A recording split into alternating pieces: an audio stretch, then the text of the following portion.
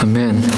오늘 고린도 후서 6장 2절 말씀 다시 한번 먼저 읽어보도록 하겠습니다. 고린도 후서 6장 2절 같이 읽겠습니다. 그분께서 이르시되 받아주는 때에 내가 내 말을 들었고 구원의 날에 내가 너를 구주하였노라 하시나니 보라 지금이 받아주시는 때요 보라 지금이 구원의 날이로다. 아멘. 지금 이 말씀은 이사야서 49장 8절 말씀을 지금 사도 바울이 인용해서 지금이 받아주시는 때요 보라 지금이 구원의 날이다 이렇게 말씀하고 계십니다. 지금이 하나님께서 우리를 받아주시는 때이고 지금이 구원받아야 할 날이고 지금 우리가 구원의 복음을 전해야 할 날이다 라는 것입니다. 여기서 지금은 교회 시대 전체를 의미합니다. 예수 그리스도께서 새 상속 언약의 피로 십자가에 못 박혀 피 흘려 죽으시고 묻히시고 부활하신 다음부터 예수 그리스도께서 공중 재림하실 때까지 이가 지금입니다. 지금이 하나님께서 우리를 받아주시는 때이고 지금이 구원의 날이다라고 말씀하십니다. 먼저 하나님께서 우리를 받아주시는 것과 관련해서 잠시 말씀을 살펴보도록 하겠습니다. 원래 하나님께서는 죄를 미워하십니다. 그 죄인을 받아주시지 않으십니다. 근데 예수 그리스도를 통해서 하나님께서 죄인을 우리를 받아주신다라는 것입니다. 그러니까 어떠한 죄인이라도 예수 그리스도께서 내 죄 때문에 십자가에 못 박혀 피 흘려 죽으시고 묻히시고 3일 만에 부활하신 것을 믿기만 하면, 그래서 예수 그리스도를 나의 구원자로 영접하기만 한다면 하나님께서는 그 사람을 받아주시겠다라는 것입니다. 지금이 하나님께서 예수 그리스도를 통하여 우리를 받아주시는 때다라고 말씀하십니다. 하나님께서 어떠한 죄인이라도 예수 그리스도를 통하여 받아주시는 것과 관련하여 구약에 이렇게 나와 있는 특별한 예가 있습니다. 그 예를 한번 오늘 살펴보겠습니다. 다 같이 사도행전 13장 보겠습니다. 사도행전 13장. 저와 여러분을 긍휼로 은혜로 받아주십니다. 사도행전 13장 34절 말씀.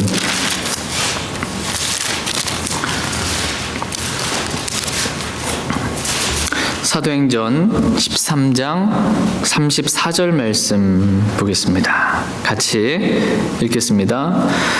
또 그분께서 그분을 죽은 자들로부터 살리시고 이제 다시 썩음으로 되돌아가지 아니하게 하실 것에 관하여는 이같이 이르시되 내가 다윗에게 허락한 확실한 긍휼을 너희에게 베풀리라 하셨느니라. 아멘.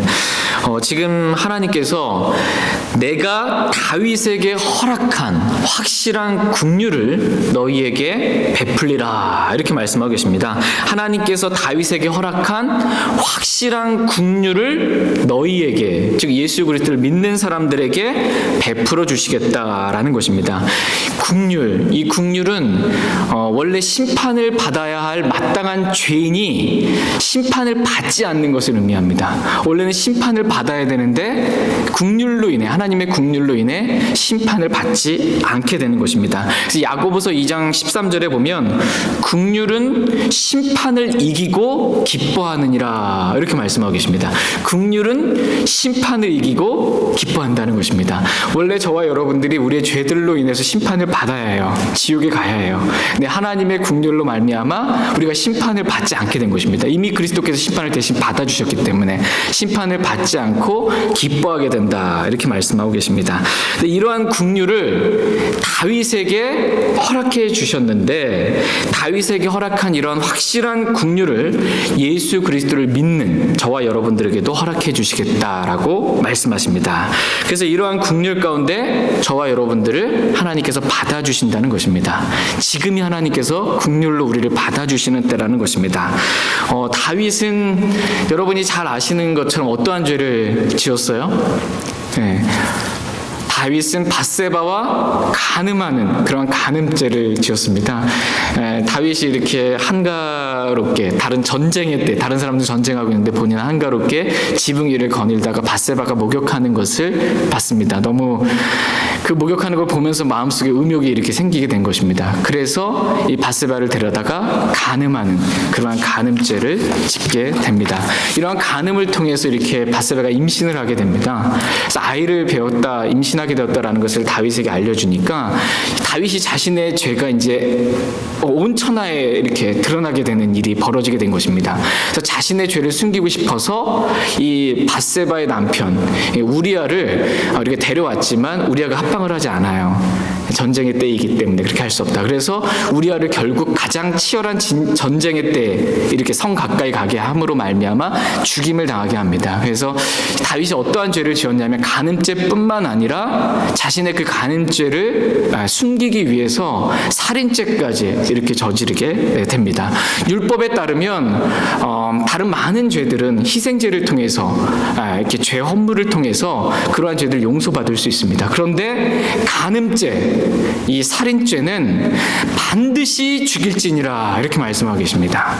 반드시 죽일지니라. 어떠한 희생물을 드린다 할지라도 그것은 죄를 용서받을 방법이 없다라는 것입니다. 간음죄를 짓거나 살인죄를 지은 사람은 반드시 죽일지니라 이렇게 말씀하십니다. 근데 다윗이 그러한 죄를 지은 것이에요. 다윗이 그러한 죄를 지었습니다.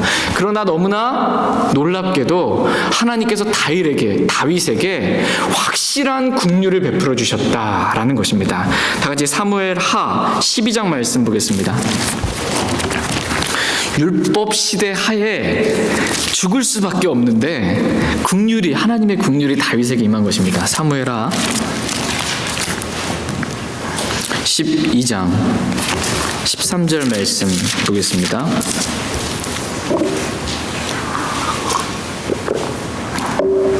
지금 다윗이 자신의 죄를 자백하고 있는, 하나님 앞에 자백하고 있는 그러한 말씀입니다. 사무엘하 12장, 구약성경 사무엘하 12장 13절 말씀 보겠습니다. 사무엘하 12장 13절 말씀 찾으셨으면 같이 읽겠습니다. 다윗이 나단에게 이르되 내가 주께 죄를 지었노라 하거늘 나단이 다윗에게 이르되 주께서도 왕의 죄를 치우셨으므로 왕이 죽지 아니하리이다. 아멘. 지금 다윗이 나단에게 내가 주께 죄를 지었노라 이렇게 자신의 죄를 자백하고 있습니다. 제가 지금 하나님 앞에 죄를 지었습니다 라고 자신의 죄를 자백한 것입니다. 그랬더니 곧바로 다음 구절도 아니에요. 그 한 구절 안에서 곧바로 하나님께서 나단을 통해서 말씀해 주십니다. 주께서도 왕의 죄를 치우셨으므로 왕이 죽지 아니하리이다 라고 다윗이 자신이 지은 죄를 자백했을 때 그 기도에 대해서 하나님께서 즉시로 그 자리에서 응답해 주십니다. 제가 죄를 지었습니다 라고 자백하는 기도를 드리자마자 즉시로 용서를 받게 된 것입니다. 원래 그 죄로 인해서 죽어야 마땅한데 하나님께서 죄를 치우셨으므로 죽지 않는다라는 것입니다. 자신의 죄를 자백하자마자 즉시 그 자리에서 용서받는 것, 이것이 다윗에게 베푸신, 다윗에게 허락한 확실한 긍휼입니다. 이러한 긍휼을 저와 여러분들에게도 베풀어 주시겠다라는 것입니다. 그래서 우리가 복음을 듣고서 하나님, 저는 죄인입니다. 저는 죄 때문에 지옥에 갈 수밖에 없습니다. 그런데 예수님께서 저의 죄 때문에 십자가에 못 박혀 피 흘려 죽으시고 묻히시고 3일만에 부활해 주셔서 저의 모든 죄를 용서해 주신 걸 제가 믿겠습니다 라고 이렇게 영접 기도할 때, 내가 죄인입니다 라고 이렇게 주님 자백하고 주님을 영접하는 기도를 할 때 그 즉시 어떻게 된다라는 거예요? 우리의 모든 죄들을 다 제거해 주신다는 것입니다. 우리의 모든 죄들을 단번에 영원히 치워주시는, 깨끗하게 해주시는 다윗에게 허락한 확실한 긍휼이 저와 여러분들에게도 베풀어 주신다라고 말씀하고 계십니다. 지금이 바로 이렇게 하나님께서 우리를 예수 그리스도를 통해 받아주시는 때라고 말씀하십니다. 이 말씀은 저와 여러분이 구원받을 때만 이렇게 적용되는 그런 말씀이 아닙니다. 구원받은 이후에도 우리가 이렇게 죄를 행할 때가 있습니다. 죄를 행하게 되면 구원을 잃어버리진 않지만 하나님과의 교제가 끊어지게 됩니다. 그러면 다시 주님 앞에 나아가 자백하면 그 자백하는 그 순간 주님이 용서해 주신다는 것입니다. 다시 하나님과의 교제를 회복할 수 있다라고 말씀하십니다. 다 같이 요한일서 1장 9절 말씀 보겠습니다. 요한일서 1장 9절입니다. 진짜 어떤 사람이 복음을 듣고 제가 죄인입니다 라고 이렇게 자백하면 그 자리에서 진짜 구원을 받습니다. 기적 같은 일이 일어납니다. 그리고 우리가 범죄했을 때, 주님과 교제가 끊어졌을 때 주님 앞에 나아가 자백하면 그 자리에서 모든 죄들 용서받고 주님과 교제를 회복할 수 있게 됩니다. 시간이 필요한 게 아니에요. 자백이 필요한 것입니다. 요한일서 1장 9절 말씀 보겠습니다. 요한일서 신약성경 요한일서 1장 9절 말씀 같이 읽겠습니다. 만일 우리가 우리의 죄들을 자백하면 그분께서는 신실하시고 의로우사 우리의 죄들을 용서하시며 모든 불의에서 우리를 깨끗하게 하시느니라. 아멘. 우리가 우리의 죄들을 자백하면 하나님께서는 신실하시고 의로우사 우리의 죄들을 용서하시며 모든 불의에서 우리를 깨끗하게 하신다. 이렇게 말씀하고 계십니다. 그러니까 다윗에게 베풀어 주신, 허락해 주신 그 확실한 긍휼이 지금 이 시간에도 저와 여러분들에게 베풀어져 있다, 허락돼 있다라고 주님이 말씀하십니다. 그래서 저와 여러분들이 언제 어디서든지 우리가 우리의 죄들을 하나님 앞에 자백하기만 하면 그리스도의 보혈로 우리가 용서받고 깨끗하게 되어서 주님과의 교제를 회복할 수 있게 됩니다. 오늘 이 시간 저희 모두가 이러한 자백을 통해서 하나님과 멀어진 관계가 있다면 다시 영적으로 주님과의 사랑의 교제를 회복할 수 있는 귀한 시간 될 수 있길 원합니다. 지금이 받아주시는 때요. 지금이 하나님께 저와 여러분을 그냥 받아주세요. 자백하기만 하면 예수 그리스도를 통해서 지금이 우리를 받아주시는 때이고 지금이 구원의 날이다라고 말씀하십니다. 지금이 구원의 날이다라는 말씀은 지금 구원받아야 한다라는 것입니다. 지금 구원받아야 한다. 만약 지금까지 구원받지 않은 사람들이 있다면 지금이 구원받아야 될 그러한 날이다라는 것입니다. 지금 주 예수 그리스도를 마음으로 영접하고 구원받아야 한다라는 것입니다. 구원받아야 될 날을 어떤 사람들은 복음을 전하면 제가 나중에 믿겠습니다. 이런 분들 많습니다. 나중에 제가 죽기 바로 직전에 제 멋대로 살다가 그때 믿으면 얼마나 좋겠습니까? 이렇게 하는데 그게 아니고 지금 구원받으라는 것입니다. 지금이 구원받을, 오늘이 바로 구원받을 날이다. 이렇게 말씀하십니다. 구원받는 날을 자꾸 미루지 말라는 것입니다. 다 같이 히브리서 4장 7절 말씀 보겠습니다. 히브리서 4장 7절 말씀.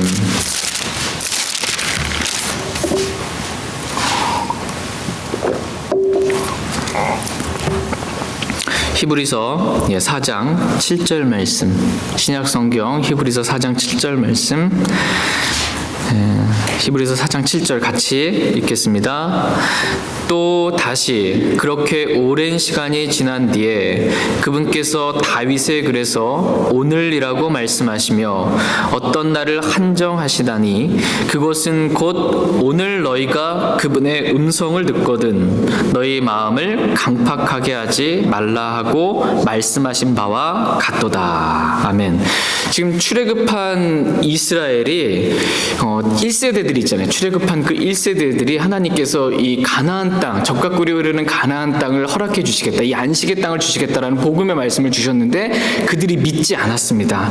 믿지 아니함으로 그들이 안식의 땅에 들어가지 못했습니다. 그리고 오랜 시간이 지난 뒤에 다윗의 글에서 어떤 날을 한정하시면서 그 날을 가리켜서 오늘이라고 말씀해 주셨다는 것입니다. 이 오늘 역시 교회 시대를 의미합니다. 오늘 너희가 그분의 음성을 듣거든 과거에 하나님의 말씀을 믿지 않았던 출애굽했던 이스라엘의 1세대들과 같이 너희 마음을 강팍하게 하지 말라는 것입니다. 강팍하다라는 건 뭐냐면 마음을 굳게 하는 것을 의미합니다. 마음이 딱딱한 거예요. 시멘트가 굳은 것처럼 너희 마음을 그렇게 딱딱하게 강팍하게 하지 말라는 것입니다. 말씀에 심겨지지 못하도록 그렇게 너희 마음을 딱딱하게 시멘트가 굳은 것처럼 그렇게 강팍하게 하지 말라는 것입니다. 오늘 너희가 하나님의 말씀을 듣거든 하나님의 음성을 듣거든 강팍하게 하지 말고 부드럽게 마음을 부드럽게 해서 그 말씀을 마음밭에 받아들이라 라고 말씀하고 계십니다. 그러니까 오늘 복음의 말씀을 들었다면 다음에 구원받겠습니다 이렇게 하지 말고 오늘 강팍하게 하지 말고 그 말씀을, 복음의 말씀 마음으로 믿으라는 것입니다. 자꾸 다음으로 미루지 말고 하나님 말씀을 들은 그날 그 마음에 하나님 말씀을 받아들이라라는 것입니다. 뿐만 아니라 지금이 구원의 날이기 때문에 다음에 내가 복음을 전해야지 이렇게 하지 말고 지금 할 수 있는 대로 최대한 빨리 복음을 전하라라는 것입니다. 다 같이 디모데후서 4장 2절 말씀 보겠습니다. 복음을 믿는 것도 미루지 말아야 할 뿐만 아니라 여러분이 구원을 받았다면 이제 저와 여러분이 해야 되는 일은 복음을 전하는 것 또한 미루지 말라는 것입니다. 디모데후서 4장 2절 말씀.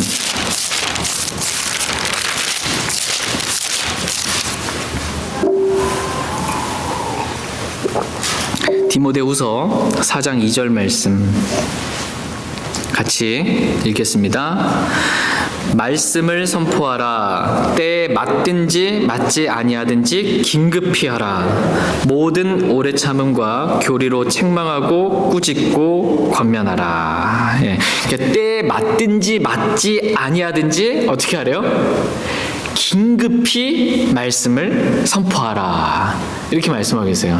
그러니까 특별히 복음의 말씀을 선포하는 데 있어서 때에 맞든지 맞지 아니하든지요. 긴급히 이 복음의 말씀을 미루지 말고 지금 선포하라. 이렇게 말씀하고 계십니다. 왜냐하면 그 사람이 언제 죽을지 모르기 때문이에요. 또 이 구원의 날이 언제 끝날지 모르기 때문입니다. 주님이 오시면 끝나는 거예요. 언제 끝날지 모르기 때문에 자꾸 미루다가 그 사람 지옥 가게 하지 말라라는 것입니다. 바로 긴급하게 복음을 전하라 라고 말씀하십니다. 다 같이 잠언 24장 말씀 보겠습니다. 잠언 24장 11절 12절 말씀 보겠습니다.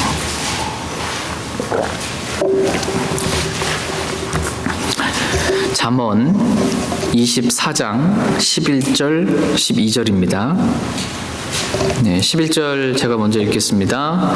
내가 만일 죽음으로 끌려가는 자들과 죽임 당할 자들을 구출하려고 하지 아니하고 말하기를 보라 우리는 그것을 알지 못하였노라 할지라도 마음을 살피시는 이가 그것을 깊이 생각하지 아니하시겠느냐. 또 내 혼을 지키시는 이가 그것을 알지 아니하시겠느냐. 그분께서 각 사람의 행위대로 각 사람에게 보응하지 아니하시겠느냐. 하나님께서는 저와 여러분들의 마음을 살피시는 분이시다 이렇게 말씀하세요. 우리의 마음을 다 아신다라는 것입니다. 그러니까 우리가 죽음으로 끌려가는 자들과 죽임 당할 자들을 보면서도 이 사람들을 적용하게 되면 지옥 갈 사람들입니다. 그러한 구원받지 않은 사람들, 조금 있으면 지옥 갈 사람들을 보면서도 그들을 구출하려고 하지 아니하면, 그들을 구원시키려고 하지 않는다면, 그러면서도 내 마음속으로 나는 그것을 알지 못했습니다 라고 이렇게 핑계를 댄다면 마음을 살피신 하나님께서 각 사람의 행위대로 보응하시겠다라는 것입니다. 그러므로 나중에 다음에 제가 좀 더 영적으로 성장하면 그때 제가 복음을 전하겠습니다. 이렇게 자꾸 복음을 전하는 걸 미루지 말라라는 것입니다. 지금이 구원의 날이니 지금 긴급히 복음을 들어야 할 분들에게 복음을 전하라라고 말씀하십니다. 오늘 저희 모두가 이런 하나님의 말씀을 들을 때 우리의 마음을 강팍하게 하지 않기를 원합니다. 마음을 딱딱하게 굳히지 말고 복음을 전하는 이러한 말씀 가운데 내가 어떻게 하면 복음을 더 잘 전할 수 있을까? 내가 누구에게 복음을 전해야 할까? 라는 것에 조금 더 깨어있고 기도하는 마음으로 복음을 전하는 그러한 삶을 살 수 있길 애원합니다. 하나님께서 저희를 통해서 또 저희 교회를 통해서 이 밴쿠버의 많은 분들이, 우리가 만나는 많은 분들이 복음을 듣고 구원받을 수 있게 되길 애원합니다. 다시 이제 고린도후서 6장 말씀으로 돌아와서 고린도후서 6장 1절 2절 말씀 한번 읽어보겠습니다. 고린도후서 6장 1절 2절 말씀 흐름 가운데 한번 같이 읽겠습니다. 1절 말씀 제가 먼저 읽겠습니다. 그런즉 우리가 그분과 함께 일하는 일꾼으로서 너희에게도 간청하노니 너희는 하나님의 은혜를 헛되이 받지 말라. 그분께서 이르시되 받아주는 때에 내가 내 말을 들었고 구원의 날에 내가 너를 구주하였노라 하시나니 보라 지금이 받아주시는 때요 보라 지금이 구원의 날이로다. 아멘. 1절 말씀은 저와 여러분이 지난 시간에 살펴봤던 말씀입니다. 1절 말씀에 보면 우리가 하나님과 함께 일하는 일꾼이다 이렇게 말씀하고 있어요. 저와 여러분이 일꾼이라는 거예요. 일꾼은 일을 하는 사람이잖아요. 지난 시간에 말씀드린 것처럼 우리가 무슨 일을 하는 사람이에요? 예, 복음을 전하는 일을 하는 일꾼이다라는 것입니다. 근데 일꾼이 복음을 전하지 않으면, 자신이 해야 될 일을 하지 않으면 게으른 종이고 악한 종인 것입니다. 그래서 복음을 전하는 일꾼이라는 것입니다. 우리가 하나님과 함께 복음을 전하는 일꾼으로서 하나님의 은혜를 헛되이 받지 말라라고 말씀하십니다. 그러면서 곧바로 이어진 말씀이 뭐냐면 지금이 받아주시는 때요 보라 지금이 구원의 날이다 라고 사도 바울이 지금 구원과 관련해서 지금 이 말씀을 기록하고 있습니다. 하나님의 은혜를 헛되이 받지 말라고 하시면서 지금 구원의 날이라고, 지금이 구원의 날이라고 말씀하세요. 하나님의 은혜를 헛되이 받지 아니하였다라면 사도 바울과 같이 복음을 전하는 일에 더 많이 수고하게 된다라는 것입니다. 고린도전서 15장 10절 말씀을 보시면 하나님의 은혜로 지금의 내가 되었으니 내게 베푸신 그분의 은혜가 헛되지 아니하여 내가 그들 모두보다 더 많이 수고하였으나 내가 아니요 오직 나와 함께 하신 하나님의 은혜로다 라는 말씀처럼 사도 바울이 이렇게 더 많이 수고할 수 있었던 이유는 내가 하나님의 은혜를 받았기 때문에 지금의 내가 되었다라는 것입니다. 하나님의 은혜를 헛되이 받지 말라는 말씀은 뭐냐면 더 많이 수고하라는 말씀이에요. 어떤 일에? 복음을 전하는 일에 더 많이 수고하라는 것입니다. 왜냐하면 지금이 하나님께서 받아주시는 때이고 지금이 구원의 날이기 때문입니다. 저희 모두가 이렇게 복음을 전하는 데 있어서 더 많이 수고하는 하나님과 함께 일하는 일꾼으로 주님 앞에 발견될 수 있길 원합니다. 다 같이 고린도 후서 이제 6장 3절 말씀 보겠습니다. 고린도 후서 6장 3절 말씀 같이 읽겠습니다. 이 사역이 비난을 받지 않게 하려고 우리가 어떤 일에서도 실족거리를 주지 아니하며. 지금 사도 바울은 이 사역이 비난을 받지 않게 하려고, 여기서 이 사역은 하나님과 화해하게 하는 사역, 화해하게 하는 말씀을 전한, 즉 복음을 전하는 사역을 의미합니다. 이 사역이 비난을 받지 않게 하려고 우리가 어떤 일에서도 실족거리를 주지 아니한다라고 이렇게 말씀하고 계십니다. 그러면서 사도 바울이 자신이 실족거리를 주지 않기 위해서 하나님의 사역자로서 어떻게 지금까지 살아왔는지를 3절 말씀서부터 쭉 해가지고 10절 말씀까지 쭉 말씀해주고 있습니다. 내가 하나님의 사역자로서 실족거리를 주지 않기 위해 이렇게 살았다라는 것을 자신의 삶을 간증으로 지금 보여주고 있습니다. 이러한 말씀은 다음 시간에, 다음 주에 한번 살펴보고, 오늘은 실족과 관련된 그러한 말씀을 살펴보겠습니다. 오늘 말씀의 두 번째 주제는 실족입니다. 실족.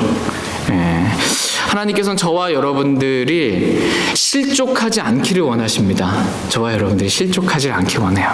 실족한다는 게 뭐예요? 한국말로 말하면 실족하는 거잖아요. 걸려 넘어지는 것을 의미합니다. 헛디져서 걸려 넘어지는 거예요. 그러니까 계단을 내려오다가 이제 발을 헛디는 걸려 넘어지잖아요. 등산을 갔는데 벼랑 끝에서 실족했어요. 걸려 가는 겁니다. 그냥 주님을 따르는 데 있어서 실족하지 말라는 거예요. 걸려 넘어지지 말라, 실족하지 말라 이렇게 말씀해 주시고, 두 번째로 하나님께서는 우리가 실족하지 않을 뿐만 아니라 우리가 다른 사람들에게 실족하는 그러한 사람이 되지 말라고 말씀하십니다. 다른 사람들을 실족하게 하는 그러한 일들, 실족거리를 주지 말라 이렇게 말씀하십니다. 오늘은 시간 관계상 첫 번째 부분만 살펴보겠습니다.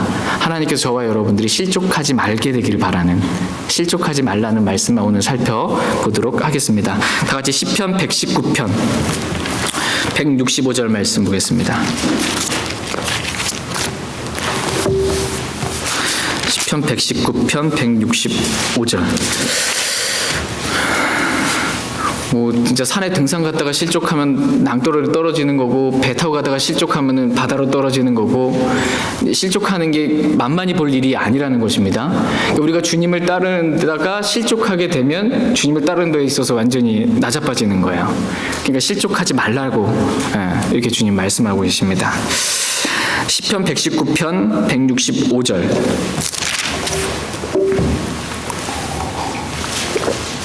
165절 말씀 같이 읽겠습니다. 시편 119편 165절입니다. 같이 읽겠습니다. 주의 법을 사랑하는 자들에게는 큰 평안이 있나니 아무것도 그들을 실족하게 하지 못하리이다. 아멘. 주의 법을, 하나님의 말씀을 사랑하는 자들에게는 큰 평안이 있다. 이렇게 말씀하고 계십니다. 그러므로 저와 여러분들이 큰 평안을 얻고 싶다면, 마음의 평안을 얻고 싶다면 우리가 어떻게 하면 돼요? 하나님의 말씀 사모하면 됩니다. 하나님의 말씀, 주의 법을 사랑하면 하나님께서 우리의 마음 가운데 큰 평안을 주신다. 이렇게 말씀하고 계십니다. 요즘 제 마음에 평안이 별로 없습니다. 그럼 뭐 어떻다는 거예요 지금?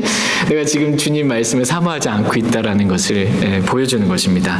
또 주의 법을 사랑하는 자들에게는 큰 평안이 있을 뿐만 아니라 아무것도 그들을 실족하게 하지 못하리이다. 이렇게 말씀하고 계십니다. 그러니까 주의 법을 사랑하는 자들에게는 아무것도 실족하게 할 것이 그 사람에게 없다라는 것입니다. 그러니까 주의 법을 사랑하면 실족하는 일이 생길 수가 없다라는 거예요. 주님의 법을 사랑하면, 하나님의 말씀 사랑하면 실족하는 일이 생기지 않는다는 것입니다. 실족에 대한 성경적인 정의는 마음이 상해서 죄를 짓게 되는 것을 의미합니다. 실족했다라는 건 마음이 상한 거예요. 어떤 사람이 무슨 말 했는데 그 말 듣고 내 마음이 상했어요. 그래서 육신이 올라오면서 죄를 짓게 되는 것. 어떤 사람이 나한테 뭐라고 그랬고, 또 어떤 사람이 하는 행동을 보니까 마음이 내가 상했어요. 그래가지고 내가 육신으로 가게 되는 것. 이것이 이제 실족했다라는 그러한 말입니다. 그런데 주의 법을 사랑하는 자들에게는 아무것도 실족하게 할 것이 없다라는 것입니다. 그러니까 주의 법을 사랑하게 되면 첫 번째 먼저 뭐가 임해요? 마음에 큰 평안이 임하니까 저 사람이 나한테 뭐라고 말하든지, 저 사람이 나에게 눈에 거슬리는 어떤 행동을 하더라도 큰 평안이 내 마음에 있기 때문에 이 마음이 상하는 일이 잘 일어나지 않는다라는 것입니다. 주의 법을 사랑하기 때문에 마음이 상하지 않게 되고, 또 마음에 이 평안이 잘 깨지지 않습니다. 그래도 만약에 깨진다 하더라도, 마음이 그래도 조금 상한다 할지라도 주의 법을 사랑하는 사람에게 있어서는 사랑은 허다한 죄들을 덮느니라 라고 말씀하고 계시기 때문에 어떤 사람이 나에게 뭐 안 좋은 말을 해도, 또 내 마음을 상하게 하는 어떤 행동들을 해도 이 사랑은 허다한 죄들을 덮잖아요. 허다한 죄를 덮기 때문에, 허다한 죄들을 덮습니다. 허다한 죄들을 덮기 때문에 실족할 이유가 없다라는 것입니다. 그러니까 주의 법을 사랑하는 사람은 아무것도 실족하게 하지 못한다라는 것입니다. 그러므로 누군가가 나 누구 때문에 실족했다. 나 교회 왔는데 누구 때문에 실족했고 뭐 때문에 실족했다. 이렇게 말하는 것 자체가 뭐라는 거예요? 지금 내 상태가 말씀을 사랑하지 않는 상태라는 것입니다. 주님 말씀과 멀어져 있기 때문에 내가 실족했다라는 것입니다. 말씀과 멀어지게 되면 실족하는 일들이 자주 발생합니다. 말씀과 멀어지게 되면 실족하는 일이 자주 발생해요. 그래서 누가 무슨 한마디만 해도 그 말이 딱 마음에 걸려요. 그래서 실족하는 일이, 마음이 상하고 육신으로 가게 되는 그러한 일들이 생깁니다. 그러나 내가 주의 법을 사랑하고 있을 때에는 무슨 말을 들어도 별로 이렇게 실족하는 일이 없습니다. 스데반을 여러분 한번 생각해 보세요. 스데반이 하나님의 말씀을 전했어요. 스데반의 말씀을 듣고 마음이 상해서 이 사람들이 이를 갈면서, 얼굴 표정만 봐도 벌써 이 사람들이 나를 얼마나 미워하고 싫어하고 증오하는지를 느끼잖아요. 그걸 스데반은 다 그 얼굴 표정 보는 거예요. 그래서 나를 그렇게 진짜 증오하는 그 마음 가운데 돌을 집어서 나에게 던지는 그 눈빛과 이것을 보면서 내가 실제로 맞는 거예요. 근데 스데반이 내가 저 사람 때문에 실족했다 이렇게 말하는 게 아니고, 스데반이 뭐냐면 저들의 죄를 용서해 주십시오라고 기도하게 돼요. 저들의 죄를 용서해 주시라고 사랑하는 마음과 이 용서하는 마음으로 기도하게 됩니다. 그러니까 주의 법을 사랑하는 사람에게 있어서는 실족하게 할 것이 아무것도 없다라는 것입니다. 근데 주님의 법을 사랑하지 않으면 뭘 말해도 다 실족하게 됩니다. 괜히 그 말 아닌데 오해하고 또 실족해요. 그 원인이 어디에 있냐면, 실족하게 되는 원인이 어디에 있냐면 첫 번째 우리 마음에 있다라는 것입니다. 우리 마음이 어떠한지에 따라서 실족하게 된다라는 것입니다. 성경은 저와 여러분들에게 절대 실족하는 그런 사람들이 되지 말라 이렇게 말씀하십니다. 실족하지 말라라는 것입니다. 나 저 사람 때문에 실족했어, 뭐 이거 하지 말라는 거야. 실족하지 말라는 것입니다. 같이 마태복음 13장 말씀 보겠습니다.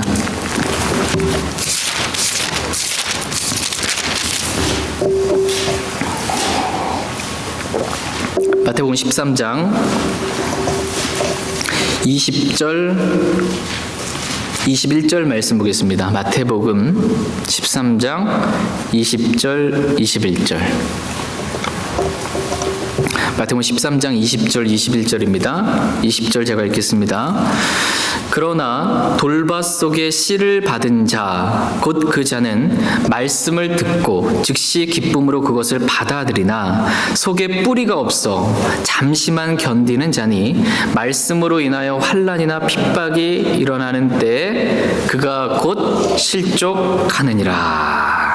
우리는 여기서 실족하는 사람을 보게 됩니다. 그러니까 말씀으로 인해서 환난이나 핍박이 일어날 때 곧 실족하게 된다라는 것입니다. 그러니까 어떠한 사람이 실족하게 되냐 하면, 마음에 이 말씀이 뿌리 내리지 않은 사람, 이 사람은 곧 실족한다라는 것입니다. 그러니까 마음밭이 돌밭 같은 사람, 이 사람은 실족하게 된다라는 것입니다. 그러니까 말씀을 들을 때 그 말씀으로, 그 말씀을 기쁨으로 받기는 하지만 아직 이 마음밭이 돌밭 같아서, 이 씨를 좋은 밭에 뿌리면은, 이 말씀의 씨를 좋은 밭에 뿌리면 이게 잘 뿌리를 내려요, 말씀이. 그래서 잘 정착되어 있는데, 돌밭에다가 씨를 뿌리면 뿌리를 잘 못 내리는 것처럼 마음밭이 돌밭 같으면 말씀을 들어도 뿌리를 못 내리기 때문에 환난이나 공경이 닥치게 되면, 말씀으로 인해서 어려움이 오게 되면 곧 실족한다라는 거예요.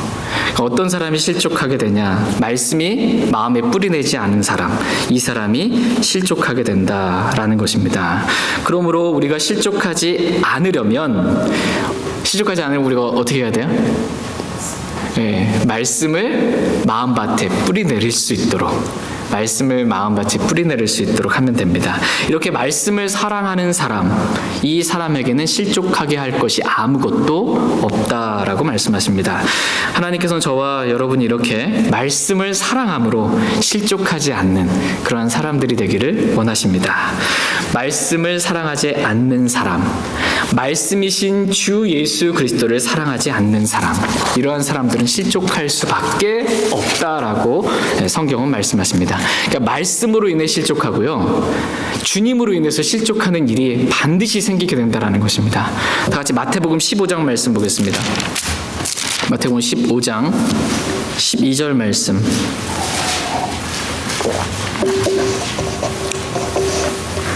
마태복음 15장 12절 말씀 같이 읽겠습니다. 그때 그분의 제자들이 그분께 나와 이르되 바리새인들이 이 말씀을 듣고 실족한 것을 아시나이까 하매. 지금 제자들이 예수님께 나와서 지금 바리새인들이 예수님 말씀 듣고 지금 실족한 거 예수님 아십니까? 이렇게 지금 묻고 있는 거예요. 그러니까 뭐냐면 예수님이 말씀을 전해도 그 말씀을 듣고 실족하는 일들이 생긴다라는 것입니다. 말씀을 듣고 그 말씀에 따라 순종하려고 하는 사람에게는 그 말씀이 자신을 돌이키게 하는 말씀으로, 자신을 영적으로 회복하게 하는 말씀으로 은혜롭게 다가옵니다. 그러나 물론 찔리면 말씀은 다가와요. 말씀을 들었을 때 내가 이 말씀대로 순종해야지라는 마음으로 들으면 그 말씀이 은혜롭게 또는 찔리게 다가오면서 나를 회복시켜 줍니다. 돌이키고 회개하게 합니다. 그러나 말씀을 들어도 내가 그 말씀에 순종하려고 하는 마음이 없으면, 그 말씀을 듣고 내가 순종하려고 하는 마음이 없을 때 그 사람에게 있어서 그 말씀은 실족거리가 된다는 것입니다. 그러니까 마음밭이 어떠하냐에 따라서 말씀의 씨가 뿌려질 때 실족하냐 아니면 열매를 맺냐, 이게 달라진다는 것입니다. 다 같이 베드로전서 2장 8절 말씀 보겠습니다. 베드로전서 2장 8절 말씀.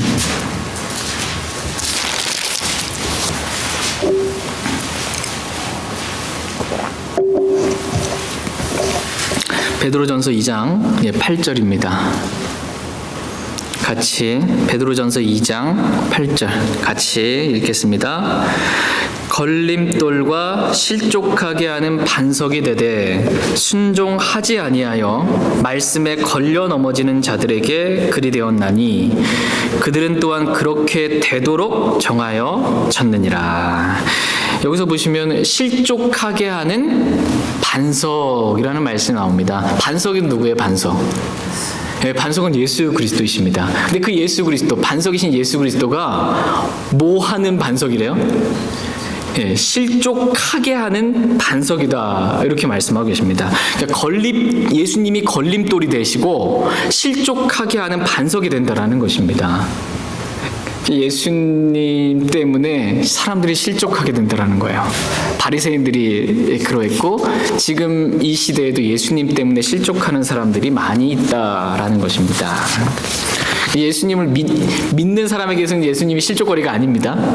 근데 예수님 믿지 않으려고 하는 사람에게는 실족거리가 된다는 거예요. 실족하게 하는 반석이 되십니다. 또한 여기서 보시면 순종하지 아니하여 말씀에 걸려 넘어지는 자들이 있다, 이렇게 말씀하고 계십니다. 그러니까 말씀을 들었는데 걸려 넘어지게 되는, 실족하게 되는 일이 왜 일어나게 되냐 하면, 왜라는 거예요? 예, 순종하지 아니하여 말씀에 걸려 넘어진다는 것입니다. 그러니까 말씀을 듣고 내가 순종하려고 하면 그 말씀이 걸려 넘어지지 않게 되는데, 나는 처음부터 순종할 마음이 없어요. 주님이 뭐라고 말씀하셔도. 그러면 그 말씀을 들을 때 그 말씀에 걸려 넘어진다는 것입니다. 이것은 정해져 있는 일이라는 거예요. 예수님을 믿지 않는 사람들에게는 예수님이 실족하게 하는 반석이 되실 것이고, 말씀을 믿고 순종하려고 하지 않는 사람에게는 이 말씀이 걸려 넘어지게 되는 것이 될 것이다 라고 정해놨다라는 것입니다. 그래서 말씀을 들을 때 어떤 말씀은 진짜 육신 안에서 이렇게 듣게 되면 순종하지 않으려는 말씀으로 이 말씀을 읽게 되면 걸려 넘어지는 말씀들이 나옵니다. 네, 종종 있어요. 근데 순종하려는 마음으로 이 말씀을 읽게 되면 은혜의 말씀으로, 생명의 말씀, 위로의 말씀, 격려의 말씀, 나를 회복시키는 말씀, 나를 소생시키는 말씀으로 다가온다라는 것입니다. 다 같이 갈라디아서 5장 11절 말씀도 보겠습니다. 갈라디아서 5장 11절.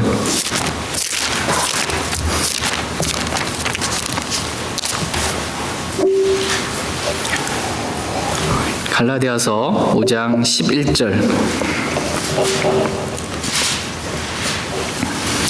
신약성경 갈라디아서 5장 11절 말씀 같이 읽겠습니다. 갈라디아서 5장 11절입니다. 형제들아, 나 곧 내가 아직도 할례를 선포한다면 어찌하여 아직도 핍박을 받겠느냐?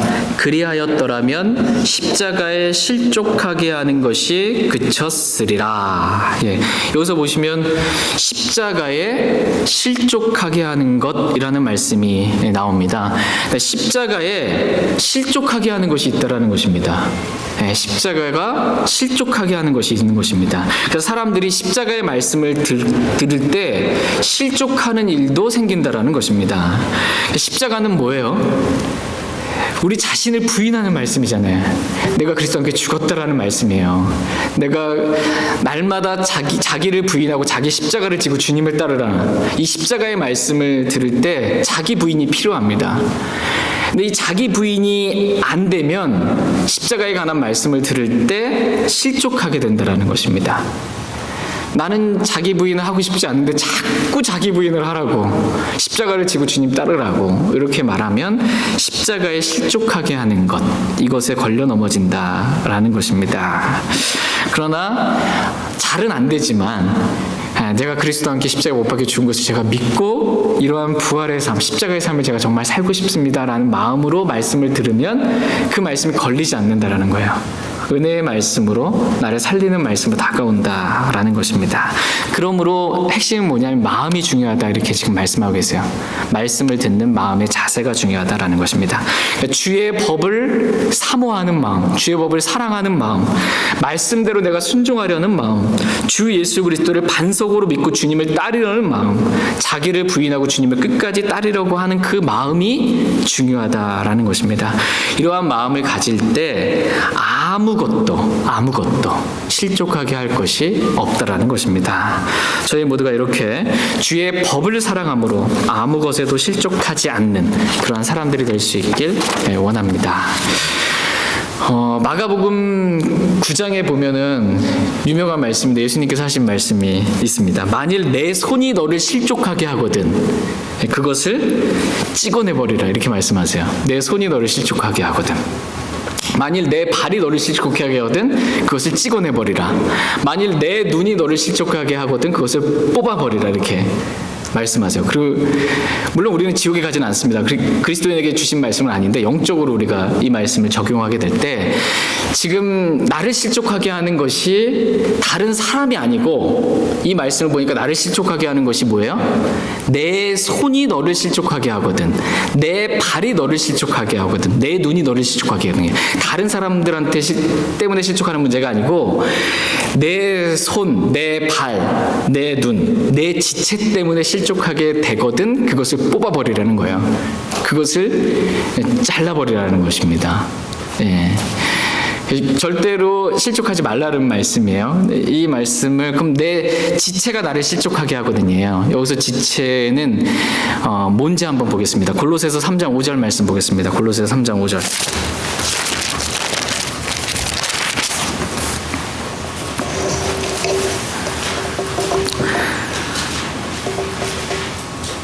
내가 주님을 따라야 되는데 주님을 따르지 못하도록 내 안에 이렇게 실족하게 하는 것이 있다라는 것입니다. 다른 사람 말고요. 내 안에 실족하게 하는 것이 있어요. 내 지체가 있어요. 나를 실족하게 하는, 주님 따르지 못하게 하는. 골로새서 3장 5절 말씀. 골로새서 3장 5절 말씀. 같이 읽겠습니다.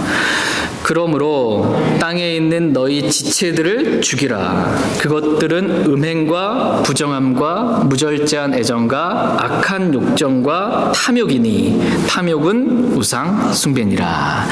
그러니까 우리의 지체가 이렇게 있는데 그 지체가 단지 이 몸의 지체, 이 손과 발과 눈만 의미하는 것이 아니고 영적으로 우리에게 지체가 있다라는 것입니다. 육신의 지체가 있어요. 예, 그 지체가 뭐냐면 음행, 부정함, 무절제한 애정, 악한 욕정과 탐욕이니 탐욕은 우상숭배라는 것입니다. 이 지체들을 찍어내버리라는 거예요. 이 지체들로 인해 내가 실족해서 주님을 따르지 못하게 하거든 이것을 찍어내 버리라 라고 이렇게 말씀하십니다. 그리고 실족하지 말고 주님 따르라는 것입니다. 저와 여러분들이 이렇게 끝까지 주님을 따를 수 있게 되길 원합니다. 시편 119편 아까 읽었던 165절 말씀 읽고 오늘 말씀 마치겠습니다. 시편 119편 165절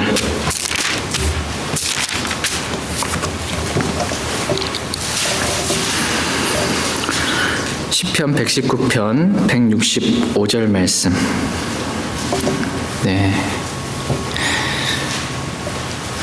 사모하는 마음으로 이 말씀 같이 읽고 오늘 말씀 마치겠습니다. 시편 119편 165절 같이 읽겠습니다.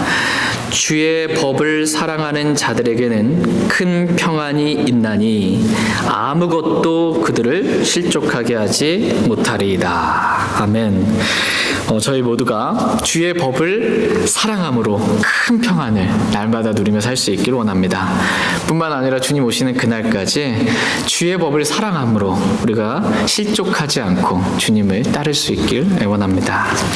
다 같이 오늘 들은 말씀 기억하시고 개인적으로 주님 앞에 나아가 잠시 기도하는 그런 시간 갖도록 하겠습니다. 잠깐 기도하겠습니다.